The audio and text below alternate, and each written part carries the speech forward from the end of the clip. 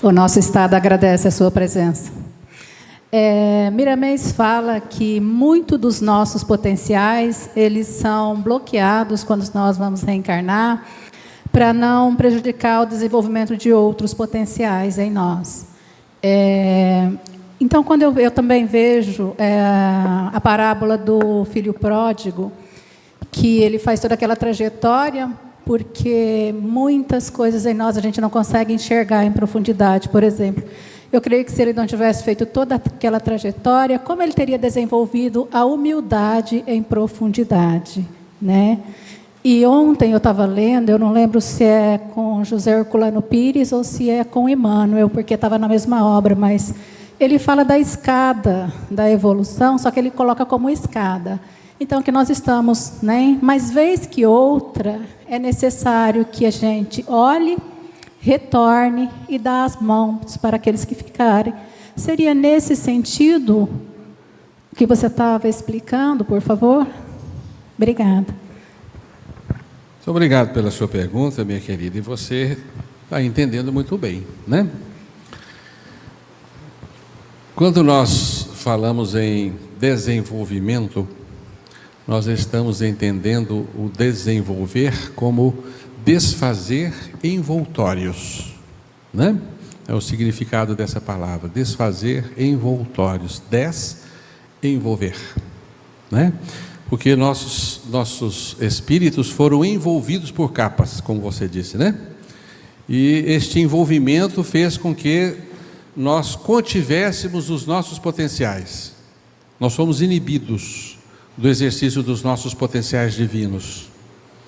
Amanhã nós vamos aprender por que isso acontece, mas isso é assim mesmo, né? E nós entendemos de início que muitos potenciais em nós não podem se expressar porque nós não temos conhecimento para utilizá-los. Não é verdade? Imagine os seres da Terra na atualidade se eles tivessem o poder dos anjos, né? Destruiriam a Terra, né? É isso mesmo? Nós mesmos faríamos isso. Destruiríamos a Terra. Então é uma bênção divina nós sermos contidos em certos poderes de manifestação que existem em nós. Se nós tivéssemos toda a inteligência que nos agradaria, né, nós construiríamos bombas fantásticas, né? Além do que já construímos, né? Tá certo? Usaríamos a inteligência para o mal. Então não podemos ser super desenvolvidos na inteligência até que aprendamos a usá-la como deve ser usado, tá? Por isso nós somos contidos, por isso o Espírito se prendeu na matéria, por isso existe essa contenção que nós chamamos de involução, né? Para que a gente aprenda a utilizar esses potenciais em nós da forma conveniente e não perturbemos, né, a felicidade uns dos outros, certo? Por isso nascem espíritos aí imbecis, né? Precisam viver como excepcionais, né? Especiais, né? Porque infelizmente não aprenderam a desenvolver bem a sua inteligência, aplicá-la como devem, então nascem contidos, né? E isso é um reflexo de todos nós. Todos nós estamos hoje presos na matéria, contidos na matéria, em múltiplos potenciais de que somos portadores como filhos de Deus, mas não sabemos utilizar esses potenciais. Por isso precisamos desenvolvê-los aos poucos, retirar essas capas, essas camadas, né? E desdobrando esse potencial que está inserido em nós, como uma semente, né? Que vai tirando a árvore de dentro de si, vai desenvolvendo, vai crescendo, né? Paulatinamente, à medida que rompe as suas cascas. Não é assim? Então, no movimento da vida, nós estamos rompendo cascas, tirando envoltórios, desfazendo-nos de camadas grosseiras que cerceiam o nosso espírito, né? Permitindo-nos, então, a expansão e a libertação de todas as potencialidades de que Deus nos constituiu. Por isso, André Luiz chama a carne, né, o corpo físico, André Luiz dá um nome espetacular à carne, né? Como é que chama, André Luiz, a carne?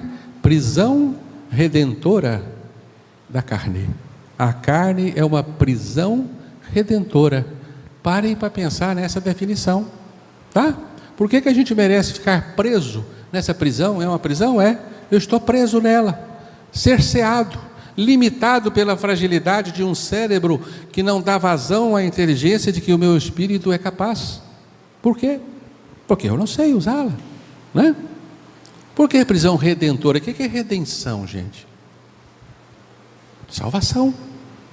Então é uma prisão muito bem bolada que está salvando o espírito, restituindo o espírito, levando-o ao estado de origem. Amanhã nós vamos dar um significado mais profundo, né, desses conceitos, tá bem? Não sei se eu te respondi, se era isso que você queria saber. Ô Gilson, eu tive que sair algumas vezes, não sei se o senhor já falou a respeito do assunto, mas se bem me lembro, parece que ele fala que existem diversos universos. Não sei se o senhor já falou, vai falar amanhã alguma coisa. A teoria dos multiversos.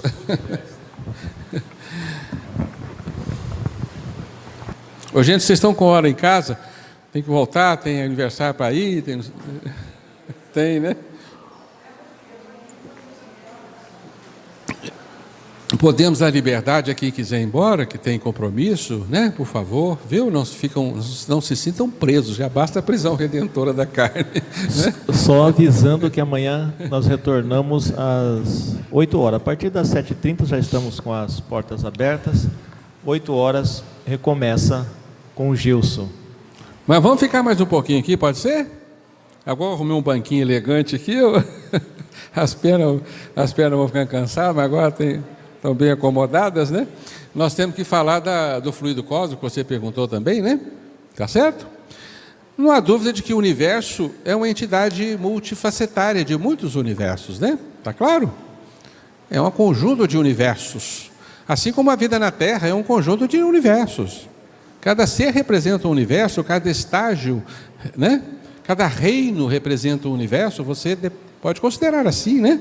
Temos o universo elementar, o universo mineral, o universo vegetal, né? O universo animal, hominal, né? É uma coletânea de universos, depende da definição do que a gente dá para o universo, né? Tá certo? O universo como um todo, essa bolha de espaço-tempo em que estamos inseridos nela, é possível que seja um desdobramento também de outras dimensões, de universos multidimensionais, né? Nós vamos falar disso melhor amanhã, tá? Tá claro? Não estamos afastando essa teoria dos multiversos, né? Tá claro? Mas não podemos deixar aqui a ideia de que esses universos se desdobram ao infinito. Existe um limite, tá? Que amanhã nós vamos falar. O limite está em Deus, né? Que é a reunião de todos esses universos. Bem, enfim, foi você que perguntou do fluido cósmico. A gente acaba confundindo o espírito individualizado com o espírito geral, né? de toda a matéria, que representa toda a matéria, vamos dizer assim. Então, eu perguntei, porque a doutrina espírita fala do fluido cósmico universal. Deve ser o que é a matéria primitiva que origina todas as outras matérias que a gente conhece. Sim, nós ainda não temos inteligência para compreender muitas coisas, né? Por exemplo, quando a gente pensa assim, puxa vida, mas cada rocha é feita de fantastilhões de átomos, cada átomo desse é um anjo, né? É um anjo contraído, né? Que multidão de átomos existe nesse universo, né? Como é que é isso, né? A gente fica um tanto quanto admirado, né? Mas para nós, o universo é uma manifestação do Espírito. Defina Espírito como uma parcela da consciência divina, uma pequena consciência, filha de uma consciência maior. Isso é Espírito. E isso vai se manifestar em tudo que existe na nossa realidade. Isso vai criar átomos, vai criar coleções de átomos, né? Vai se dividir em almas coletivas, que são manifestações do Espírito, e vai se projetar em toda a realidade do universo, formando então cristais, vegetais, animais, e nós homens, né, que somos espíritos individualizados, né, que somos por nossa vez coleção de outros, né, seres que nos servem, né? Não é isso? E o nosso universo vai ser então coleções de espíritos que se estão inseridos em coleções maiores de espíritos.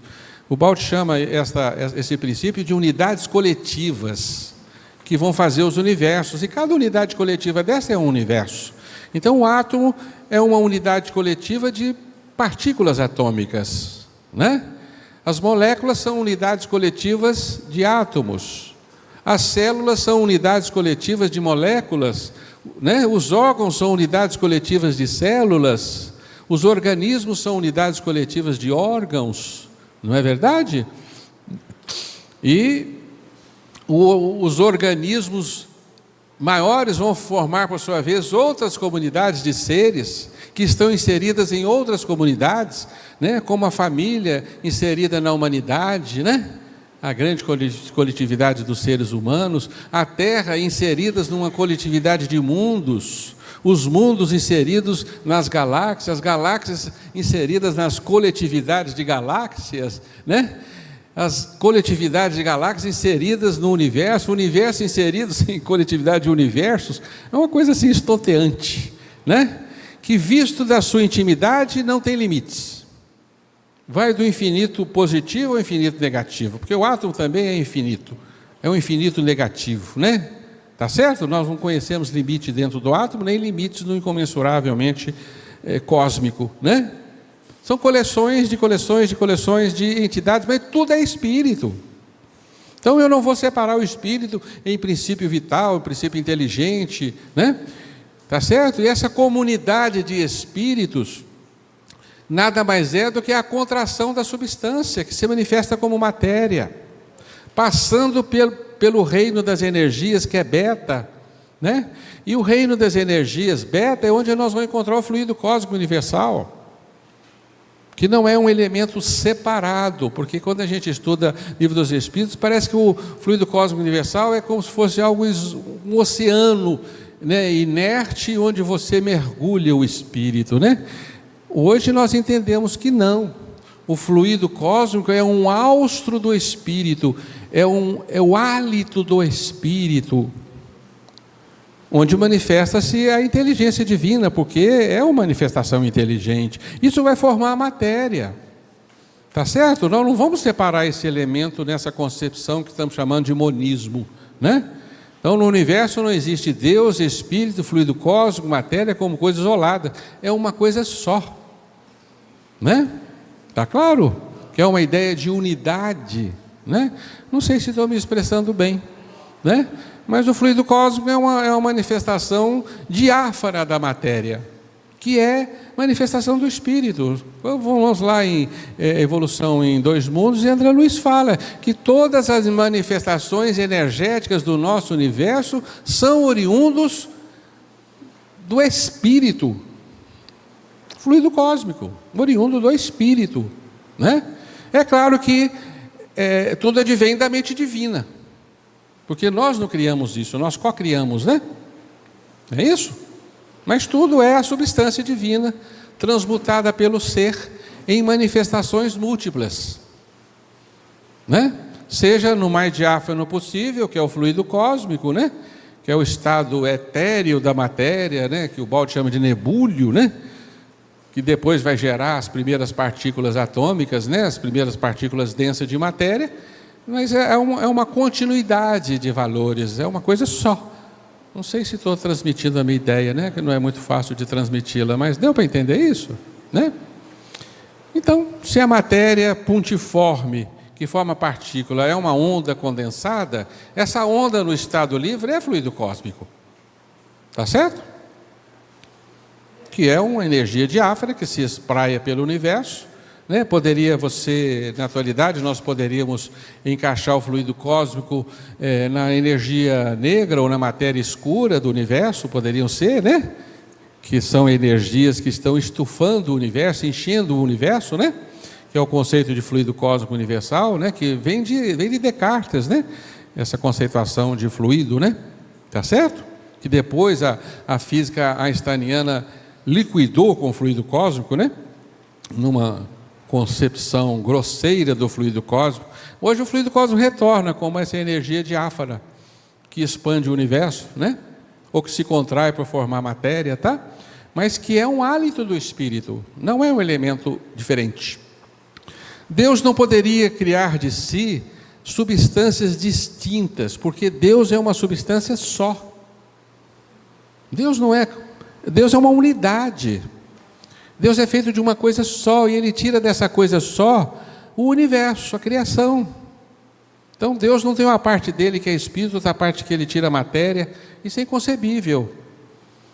Deus é um grande pensamento, né? Uma grande consciência, e Ele cria dentro do seu campo. Então Ele só cria espírito. O espírito se transmuta em outras manifestações, fluido cósmico, matéria grosseira, né? Tá certo? Mas hoje estamos mudando esse conceito de que tem Deus separado, que cria o fluido cósmico gera matéria, e Deus cria o espírito e remete o espírito para viver, né, imerso nesse fluido cósmico e nessa matéria. Não estamos mais com esse conceito. É um conceito que a gente chama monoteísta. É o conceito de Deus que cria fora de si, como se Deus fosse alheio à criação. E isso é inconcebível. Deus não cria fora de si. Deus só cria a partir da sua própria substância, né? Não há como, tá? Então esse é o conceito das religiões ocidentais tradicionais, que falam assim, ó, Deus está lá no céu, Deus está longe lá no infinito, né? É o conceito do monoteísmo, né? O Deus fora da criação, e a criação é algo que Deus criou fora, e Ele fica assistindo aquela criação de longe, né? Um conceito que a gente tem, que é um conceito precário. Infelizmente nós temos que evoluí-lo, tá? Que herdamos isso das religiões primitivas da Terra, né? Pensamento religioso ainda acanhado, né? Que chamamos de monoteísmo, tá? Hoje a gente vê Deus como uma unidade, tudo é Deus, matéria é Deus, átomo é Deus. E você diz assim, mas isso é panteísmo, né? E começamos a criar grandes confusões na nossa cabeça, não é? Porque eu falo assim, fluido cósmico é algo divino, é Deus. Isso é panteísmo. E nós vamos dizer para vocês, é panteísmo sim, o panteísmo é verdadeiro, porque Deus está